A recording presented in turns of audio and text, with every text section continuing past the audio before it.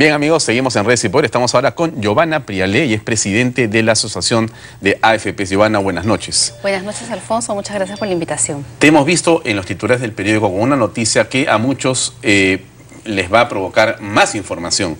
Tú has señalado que la AFP va a proponer una pensión mínima de 500 soles para jubilados del sistema privado. A ver, ¿cómo es esto que no existe en el actual sistema privado de pensiones? ¿Cómo puede lograrse? ¿Qué condiciones hay? ¿Y qué implica esto políticamente? Porque hay un mensaje político detrás. Bueno, en primer lugar, quiero agradecerte por la invitación. Y nosotros estamos planteando una propuesta que lo que busca es reconocer una limitación del sistema privado de pensiones. Como tú sabes, hoy día la ONP, que es la que administra el sistema público de pensiones, tiene establecida una pensión mínima en 415 soles. Y el requisito para poder optar por ella es haber tenido 20 años de aportaciones. Sin embargo, en el sistema privado de pensiones, cuando uno está afiliado a una AFP, no existe la pensión mínima. Y eso quiere decir que si de repente un trabajador no logró acumular un fondo en su cuenta individual de capitalización que le permita llegar a una pensión decente que puede estar alrededor de los 415 o los 500 que nosotros hemos propuesto, se quedaría con una pensión por debajo de esto, y en ese caso nosotros lo que estamos procurando es igualar las condiciones. Recuerda que como parte del proceso de campaña electoral el año pasado, una de las propuestas del actual gobierno fue que se iba a establecer una pensión mínima en los dos sistemas, para que de esta manera un trabajador que se encuentra afiliado al AFP pueda tener también la garantía de que al momento de jubilarse va a gozar de una pensión que por lo menos le permita atender necesidades básicas. Pero para lograr eso segundo, que es esa cuenta privada de pensiones, con ese mínimo de 415 o 500, ¿cómo se va a lograr esto? ¿Qué se necesita? Lo que nosotros hemos analizado es dos factores importantes, ¿no? Creo que en primer lugar el Estado debe concentrar sus esfuerzos en el caso de trabajadores de bajos ingresos. Y por lo tanto esa pensión mínima de 500 soles, que está todavía por debajo de la remuneración mínima vital, lo que busca es atender a un segmento de la población que si bien es pequeño en el sistema privado de pensiones, porque acuérdate que nosotros todavía tenemos alrededor de 15.000 jubilados al año, y acá estamos hablando de un grupo que es inferior a los 500 personas o 500 casos al año, buscaría lo que nosotros denominamos una contribución mixta o conjunta, es decir, que por cada sol que el trabajador contribuye a su fondo de pensiones, el Estado pueda contribuir de manera conjunta un 0.15, un 0.25, para que de esta manera se pueda llegar a un fondo mínimo para que la persona pueda llegar a tener una pensión que en este caso sea de 500 soles. Sin embargo, hay un tema importante, Alfonso. No se trata de desperdiciar los recursos del Estado, porque los recursos del Estado se financian con los impuestos que todos nosotros pagamos. Y por lo tanto, lo que nosotros queremos plantear es que para optar por ese requisito se den por lo menos dos características fundamentales. Número uno, que la persona tenga por lo menos 20 años de aportaciones. Y número dos, que efectivamente esa población de ingresos bajos, vulnerable, de repente porque ha tenido entradas y salidas dentro del mercado laboral, o es una persona que de repente ha estado siempre trabajando de manera independiente y ha estado contribuyendo sobre su remuneración mínima vital, pero no ha logrado formar un fondo de pensiones en su cuenta de ahorros individual que le permita tener una pensión a partir de los 65 años de edad. Este esfuerzo, por lo tanto, lo que busca es atender a un grupo de la población muy acotado, para que de esa manera el impacto fiscal, es decir, cuánto le va a costar al Estado financiar esta pensión mínima, sea muy pequeño. Lo hemos estimado en aproximadamente un 6 por 10.000%, o sea 0.0006% al año, porque estamos hablando de un grupo inferior, como te mencionaba, a los 375 casos al año. En la actualidad hay 6.250.000 afiliados al sistema de las AFP que operan en el país, ¿no es cierto? Eso es el total. Ese es el total de personas que se encuentran afiliadas a las AFPs. Y de ese total, aproximadamente 2.600.000, es decir, el 42%, es considerada como cotizante regular. Eso quiere decir que está al día en el pago de sus aportaciones. Y ese es un tema muy importante, porque acuérdate que para formar una buena cuenta individual de capitalización, es decir, para poder tener un buen ahorro para tu jubilación, hay dos factores que son claves. En realidad yo diría tres, ¿no? Uno es que puedas efectivamente tener un ingreso alto, ¿no? Mientras más alto sea el ingreso, evidentemente el aporte que vas a hacer al fondo es mayor, pero más importante que eso tal vez es el hecho de empezar a cotizar o ahorrar desde muy joven, porque mientras más joven empieza una persona a ahorrar, ese dinero ahorrado se capitaliza muchas veces y logra tener una tasa de retorno mucho mayor al final, es decir, a los 65 años de edad. Hoy día, por ejemplo, en un fondo de pensiones promedio, podemos encontrar que una persona que ha venido contribuyendo unos 20, 25 años podría tener que el 52% de ese fondo es aporte, es decir, fruto de su trabajo, y el 48% de que logra acumularse es rentabilidad. Exactamente. Y por lo tanto, tan importante como la remuneración, es importante empezar a aportar desde muy joven. Pero en tercer lugar, es importante también la frecuencia con la que tú vas aportando. Porque si tú estás aportando todos los meses, incluso un independiente aporta sobre la remuneración mínima vital, el fondo que está logrando crear es mucho más grande y por tanto la rentabilidad que le exija al AFP que tiene que generarle también le va a permitir acumular mucho más dinero disponible para su jubilación. Hay una discusión quizá menos técnica, Johanna, pero que el público se hace con alguna lógica bastante simple, ¿no? Y dicen, ¿por qué me obligas a ahorrar si yo puedo hacer un negocio con esa plata y puedo entonces tener más rentabilidad que lo que la AFP me puede ofrecer? Entonces, eso es lo que la gente dice en la calle, ¿no es cierto? ¿Qué lógica tiene esto? ¿Qué peligros tiene esto? ¿Dónde está, digamos, el riesgo oculto? Mira, yo creo que primero, ahora yo tengo una respuesta que mostrar y que compartir con todo el público que nos está viendo en estos momentos, ¿no?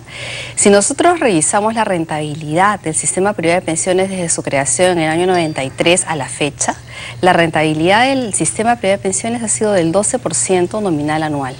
Eso quiere decir que si la tasa de retorno o la tasa de interés que me pagan por un depósito a plazo fijo fuese 4%, la AFP me está dando 3 veces el retorno que me da el dinero que yo coloco en una cuenta, por ejemplo, de ahorros en una institución financiera.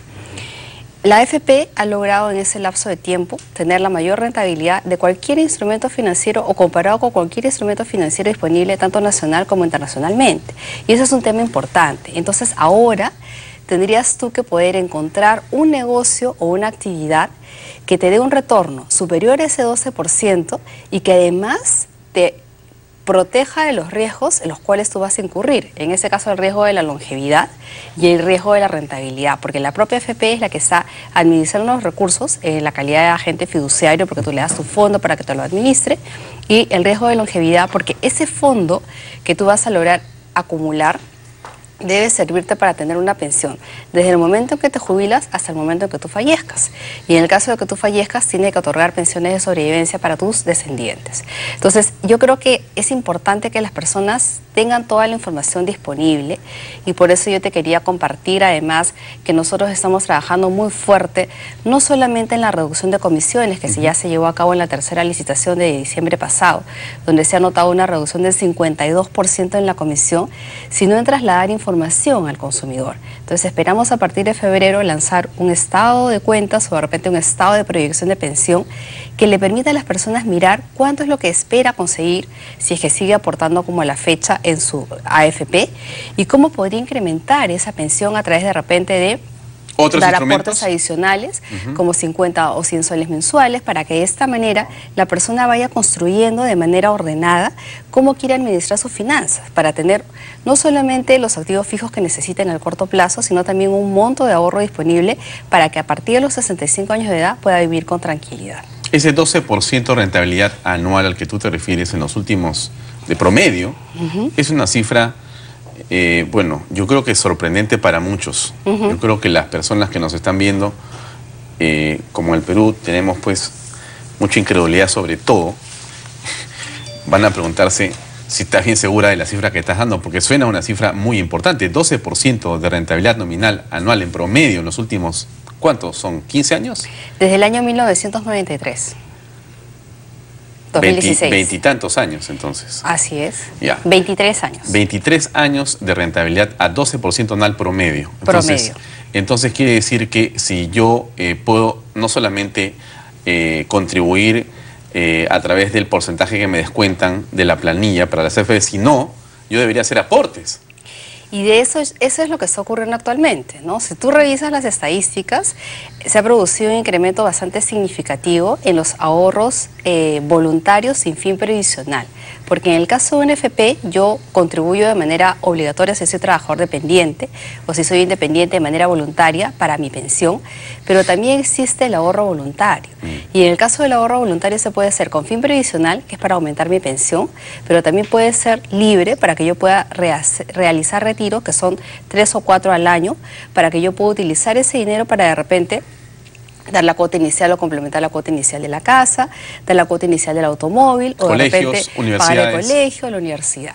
Entonces, efectivamente, es por eso te digo, muy importante que los consumidores miren la información que se encuentra disponible, comparen de manera responsable realmente qué es lo que pueden hacer con su dinero y vean que en el caso del FP tienen un instrumento, no solamente para la jubilación a los 65 años de edad, sino también una herramienta para estar coberturado en el caso de una invalidez o la sobrevivencia. Recuerda que en ese caso, si yo tengo 4 de 8 meses pagados, yo tengo la cobertura de seguro de invalidez y sobrevivencia y la compañía de seguros tiene que aportar a mi fondo para que yo pueda tener derecho a esa pensión. Como estamos en redes y por las redes también nos preguntan, y son duras las preguntas, pero te las traslado porque estamos en un país en democracia y hay que preguntar así un poco fuerte. Regina Sono Balbeton pregunta lo siguiente: ¿y qué pasó con las pensiones míseras que pagan las aseguradoras? En primer lugar, agradecer a todas las personas que nos están siguiendo en redes, porque yo creo que es una oportunidad para poder contestar todas aquellas dudas que quedan pendientes. Yo creo que ahí hay un tema muy importante, ¿no? Recuerda que cuando la AFP termina de administrar el fondo de la persona a los 65 años de edad y esta ha terminado con el aporte del trabajador, como mencionábamos, el 52% promedio, 48% de rentabilidad, la persona tiene la opción de optar por un retiro programado que lo compra, si quieres, a la propia AFP, o comprar una renta vitalicia, que es el tipo de pensión a la que se está refiriendo la persona que nos ha escrito, ¿no? Regina. Entonces, en ese caso, Regina seguramente se está refiriendo a la renta vitalicia. En el caso de la renta vitalicia, son las compañías de seguros las que ofrecen este producto previsional y son ellas las que están asumiendo el riesgo, tanto el riesgo de longevidad, que la persona viva más de lo que se espera según las denominadas expectativas de vida, y también está guardando un porcentaje de eso para el grupo familiar que tengan estas personas. Yo creo que ahí es muy importante ser lo suficientemente transparentes como para decirle a nuestros consumidores que así como existe una renta vitalicia, ellos también pueden optar por el retiro programado, en cuyo caso el dinero sigue siendo administrado por la AFP, sigue rentabilizándose con la AFP y ellos pueden pactar el número de años en los cuales quieren gozar una determinada pensión. Por lo tanto, no solamente existe la renta vitalicia, sino también el retiro programado. Pero además de eso, a raíz de las normas que se han dado este año, ¿no? Sobre todo el retiro del 95,5% para las personas que llegan a jubilarse, hemos notado en el sector asegurador que hay una dinámica bastante interesante donde tú puedes ver prácticamente todos los días avisos en el periódico, donde las compañías de seguros están ofreciendo productos mucho más atractivos, mucho más flexibles, incluso productos en los cuales hay un porcentaje destinado a pago de pensión y otro porcentaje a ahorro que te devuelven parte del dinero que no ha sido utilizado. Entonces yo creo que es importante mencionar que la competencia que se espera que se dé en el sector asegurador por captar a los nuevos jubilados va a permitir que esas pensiones que menciona Regina puedan crecer en el corto plazo. Hay más o menos 140.000 millones de soles que están ahorrados o invertidos en los fondos que las AFPs tienen de los ciudadanos en general. Y el 95.5 trajo un retiro importante o no. ¿Qué fue lo que pasó en realidad? Cuéntanos un poco para que la gente esté informada. Sí, yo creo que las cifras con las que nosotros cerramos el año 2016 reflejan la sostenibilidad del sistema privado de pensiones y el compromiso de las AFPs para trabajar por los afiliados. Como tú dices, tenemos cerca de 140.000 millones de soles, que son como 40.000 millones de dólares, cerca del 21% del Producto Bruto Interno y más del 104% del ahorro interno. Entonces, realmente, el dinero que nosotros tenemos ahorrado en las AFPs es un dinero que está permitiendo el desarrollo de la economía. Pero es muy importante mencionar que es el dinero de los trabajadores, de todos nosotros, y por lo tanto el trabajador puede disponer de ese dinero, como tú bien lo señalas, a la edad de 65 años y puede decidir retirar incluso el 95,5%. Como ya había un grupo de la población que tenía fondos muy pequeñitos y como no existe la fecha pensión mínima, evidentemente había un compromiso por parte de las AFPs y por parte de la propia superintendencia, de la mano con el Congreso, de devolver esos fondos pequeños a los trabajadores porque no iban a poder convertirse en pensión. Al final, recordarás que en la legislación pasada se definió que esto sea pues para el grueso de toda la población. Así es. De esta manera son cerca de 65.000 personas las que han hecho el retiro de ese 95,5%, y nosotros lo que hicimos fue contratar los servicios de una consultora que es Ipsos, ¿no?, para poder evaluar cuál era el sentir de la población, de los trabajadores afiliados respecto a los siguientes años. Y lo que hemos identificado es que las siguientes generaciones, las que vienen, tienen una visión mucho más compartida y diversificada de lo que piensan hacer con su dinero. Lo que encuentras en realidad es que las personas mayores de 60 años lo que te dicen es que piensan retirar, solamente el 17% de ellos piensa retirar el 95,5%, mientras que la gran mayoría lo que piensa es hacer un mix. Un porcentaje dejarlo para tener un retiro programado, una renta vitalicia, que finalmente es el objetivo de un sistema previsional, tener una pensión hasta el final de tu vida laboral, y llevarse un poco de dinero o lo que resta para poder de repente invertir en una actividad alternativa que puede ser un negocio, o de repente pagar la educación de los hijos. Entonces lo que tú observas en realidad es que ahora ha habido un momento importante porque había un efecto de stock de gente que estaba esperando el retiro del 95,5%, pero si tú observas las cifras hay una tendencia a la baja, y el porcentaje de dinero que se ha retirado comparado con el monto que está siendo administrado es un monto relativamente pequeño, ¿no? De manera tal que no ha habido un impacto directo sobre el ahorro del trabajador, y además debemos recordar que esta disposición se puede hacer cuando la persona ya ha cumplido los 65 años de edad o de repente está desempleada y quiere optar por un REJA, que es un régimen de jubilación anticipada por desempleo. La gente nos está viendo y nos preguntan varias cosas. Nosotros vamos a circular las preguntas para que tú puedas darnos luces. Walter Quispe nos dice: amigo Alfonso, que detalle y explique la rentabilidad nominal como para bruto. Pero más adelante hay otra persona que señala, Caudal IPC, no tengo el nombre, sino ese es el nombre en el Twitter, y dice: a la rentabilidad del 12% debe descontarle la inflación anual del 3.3% del año 2016. 50, dice el señor como para que tú aclares los temas, por favor. Sin duda, yo creo que en realidad no se trata de contar historias que no sean verdad. A mí me gusta mucho decir las cosas como son, y yo creo que es importante explicar el caso de lo que es la rentabilidad nominal. Efectivamente, cuando nosotros estamos hablando de la rentabilidad nominal, es como cuando hablamos del Producto Bruto Interno nominal, ¿no? Y a ese lo que tenemos que hacer es descontarle la inflación, que viene a ser, si quieres, la pérdida de la capacidad adquisitiva. ¿Eso qué quiere decir? Que si yo me hubiese quedado con el dinero en mi bolsillo, ¿no es cierto?, mi dinero desde el 1 de enero hasta el 31 de diciembre, hubiera perdido 3% en su capacidad de compra de productos en el mercado, ¿no es cierto?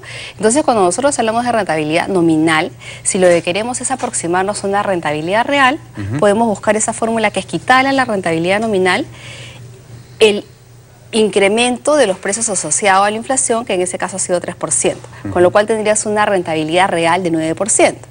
Sin embargo, si tú comparas eso con una rentabilidad de cualquier empresa de la institución financiera, lo que vas a encontrar es lo mismo.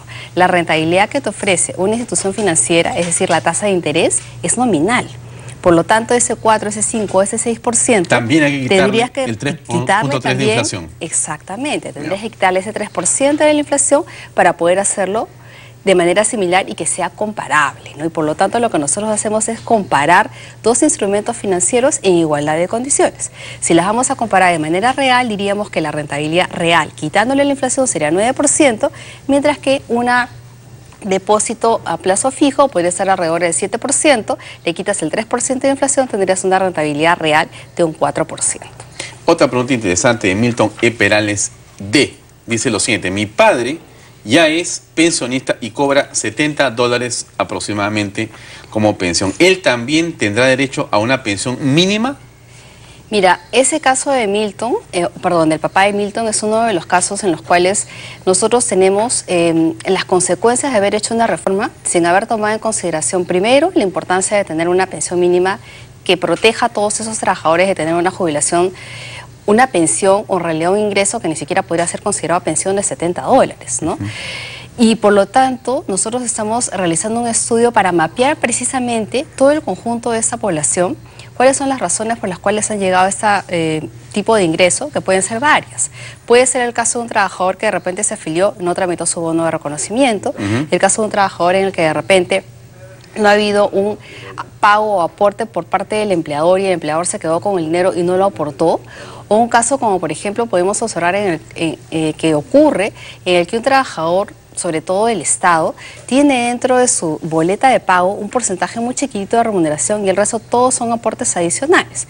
Entonces, en ese caso, lo que nosotros vamos a hacer con este estudio que ya estamos realizando dentro de la asociación es entregárselo al Ministerio de Economía y Finanzas, que finalmente es el que tiene que tomar la decisión de ver si es que es posible realizar un esfuerzo adicional desde el punto de vista fiscal para efectivamente proteger a esta población que desde el momento inicial, en el año 93, cuando se crea el sistema privado de pensiones, debió estar protegida con una pensión mínima, al igual que los trabajadores que hoy día están afiliados a la ONP. Ya. A ver, acá hay otra pregunta también con su sal y su pimienta. Pero bueno, hay que hacerla porque si el público pregunta hay que contestarle. Dice lo siguiente. Caso de Chile donde la gente hace marchas para que las AFPs, porque no han satisfecho, perdón, las expectativas y desean se elimine. Entonces la pregunta que otro te hace es, ¿esto que tú estás diciendo, Giovanna, es una buena voluntad como respuesta a las protestas en Chile? William Salgado te pone esa pregunta. William y Otto. William, así, son dos.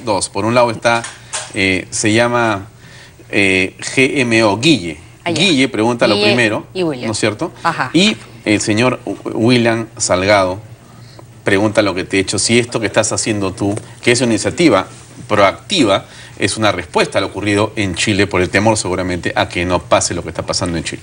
Bueno, yo agradezco la pregunta de nuestros dos televidentes, Guille y William, y la respuesta es definitivamente no, ¿no? Nosotros no estamos trabajando porque tengamos miedo, ni estamos trabajando porque creamos que lo que ha ocurrido en Chile puede pasar en el Perú. Lo dije en tu programa pasado y lo repito. Nosotros somos un país distinto, tenemos un esquema de pensiones completamente diferente porque en el caso peruano nunca se eliminó el sistema público como sí fue en Chile en su oportunidad. Siempre hemos tenido dos sistemas compitiendo entre sí, la ONP, que es el sistema público, y la AFP, y lo que nosotros logramos mostrar ahora son resultados claros. Por ejemplo, la pensión en el sistema privado de pensiones promedio, incluyendo al señor que está ganando $70, que no debería, es 1.100 soles, mientras que la pensión promedio en la ONP es 690 soles. Eso quiere decir que la pensión promedio en la AFP, a pesar de que no tuvo pensión mínima, es 40% más que la pensión en la ONP. En el caso de una pensión de invalidez, la pensión en el sistema privado de pensiones es 1.500 soles, mientras que la pensión promedio en el Sistema Nacional de Pensiones o en la ONP es 500 soles. Eso quiere decir que el SPP te paga 3 veces más en el caso de que una persona se invalide. Y además de eso, nosotros acabamos de realizar en la licitación pasada una reducción de la comisión del 52%. Eso quiere decir que si una persona se afilia a partir de junio del próximo año, va a pagar como comisión 0,18% de su sueldo, que es 1,8 soles si ganase 1.000 soles, y 1,25% sobre el fondo que logra acumular. Pero incluso hoy día, si tú te afilias a una AFP, que en ese caso es la AFP Habitat, tú pagarías 0,38% de tu remuneración, que si fuera un sueldo de 1.000 soles vendría a ser 3,8 soles mensuales, más 1,25% de lo que logres acumular en tu fondo de pensiones.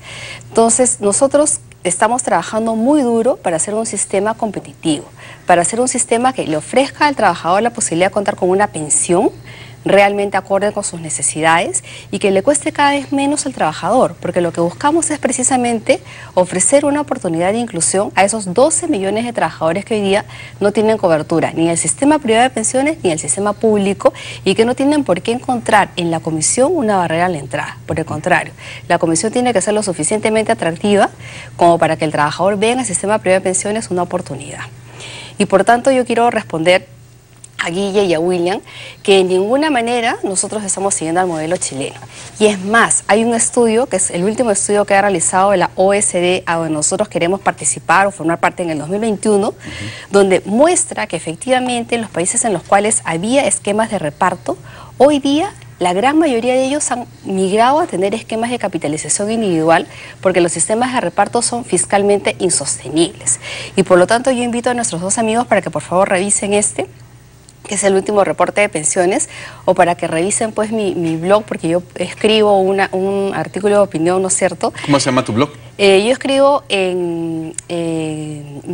mi blog se llama A propósito del sistema de protección social, ¿qué opina de la OSD? Ya. Y yo escribo con Víctor Andrés Ponce, Ya, ¿no? en El Montonero. En El Montonero. Ya. Ahí escribes artículos que tienen que ver con esto. Sí. Este artículo es de la fecha 9 de diciembre y ahí pueden encontrar un resumen de lo que viene a ser el último paper de la OSD. Perfecto. Y cómo efectivamente los países están mutando en este caso a un esquema de capitalización individual, viendo que el sistema de reparto efectivamente es un sistema que no tiene sostenibilidad a largo plazo.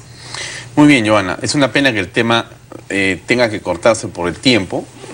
Tenemos en realidad a estas alturas varias preguntas que nos hace el público. Yo creo que este asunto es de suma importancia. Las personas quieren saber, quieren detalles, quieren ejemplos. En fin, hay un sinnúmero de preguntas, te las voy a entregar para que las puedas de repente responder a través de la página de la Asociación de FPS o las redes sociales de ustedes. Qué interesante. Gracias por tu compañía. Estoy seguro que habrá sido de mucha utilidad lo que has dicho esta noche. Muchas gracias, Alfonso. Como siempre, a todos nuestros amigos, yo después del programa trato de contestarles, ¿no? Y algunos de ellos los asisto porque les doy mi correo personal. Entonces vamos a seguir en comunicación y espero poder traer noticias más atractivas en los siguientes meses. Gracias, muy amable. A ti, gracias. Amigos, eso es todo por esta noche, la primera noche del año 2017. Así comenzamos con información interesante para usted. Estoy seguro que a usted le ha gustado el programa de hoy. Gracias por acompañarnos. Mañana 8 en punto en una nueva edición de Redes y Poder aquí por ATV+. Buenas noches.